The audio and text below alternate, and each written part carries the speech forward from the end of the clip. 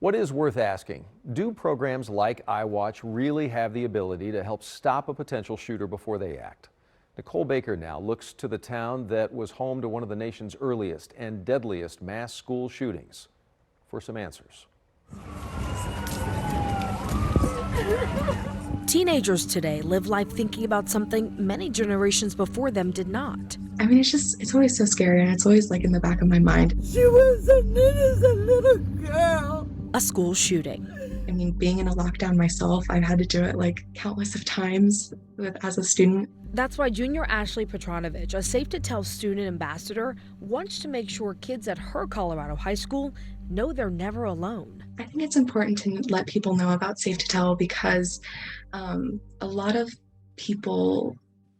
students might not have that trusted adult that they can go and talk to. Colorado officials created the program, a statewide tip line that allows students and others to report anonymous concerns or threats, a first-of-its-kind program in response to Columbine. That showed that people had information about that tragedy, different pieces of the puzzle, but didn't know where or how to report that information. If you ask Stacy Jenkins, the director of the program, it does what it set out to do. But what's unique about it and why it works is that there is attention given to every tip. There are 3 ways to submit a tip: through the Safe to Tell website, app, or a phone call. Analysts who receive it then engage with the person making the report, asking more questions if needed, while the tipster still remains anonymous. Possible responses include a parent being notified, a conversation with a student, or a welfare check. Then we compile that data and we complete an annual report that shares that information with the public. And that data shows during the 2020-2021 school year, Safe to Tell received more than 11,000 reports. The majority of tips included suicide threats, welfare checks, drugs, self-harm, and cyberbullying.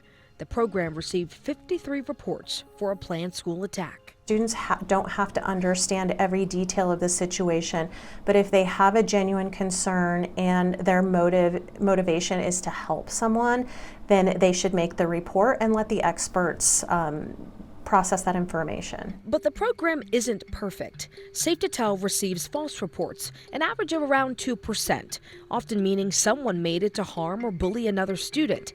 Jenkins says it's a small percentage compared to the more than 90% of reports that led to some kind of action. I'm fearful if Safe to Tell didn't exist that there could have been other tragedies.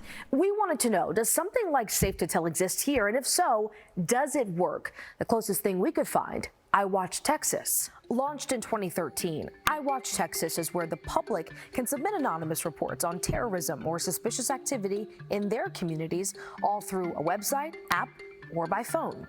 In 2018, the program expanded to include school safety reporting after the Santa Fe High School shooting. I can add vehicles. I can add witness info. All iWatch tips filter through one of Texas's many fusion centers, like here at the Dallas location. The Select Committee on Youth Health and Safety will come to order. But a recent Texas House Committee meeting revealed just how little iWatch is used for school reporting. Remember that 11,000 number from Colorado? In 2021, in Texas, it's 300. This is very low number. So why are so few people reporting to iWatch? Through our investigation, we found many school districts don't know much about it.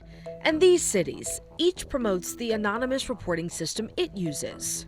DPS officials say using a statewide reporting system as opposed to a school-specific one guarantees tips from all over Texas come together. After Uvalde, Governor Greg Abbott sent a letter to DPS and top education officials recommending they figure out how to best market iWatch to schools. I have every confidence, if adopted, we would identify threats that occur. And that's the big difference between iWatch and Colorado's Safe to Tell. It's well known.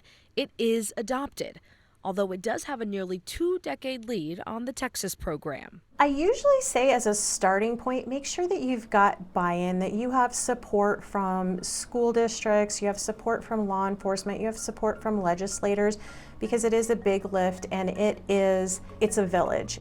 A village needed to save lives. It isn't just about me, it's about my entire community, and I'm willing to just, send in this tip and get the support that we all need.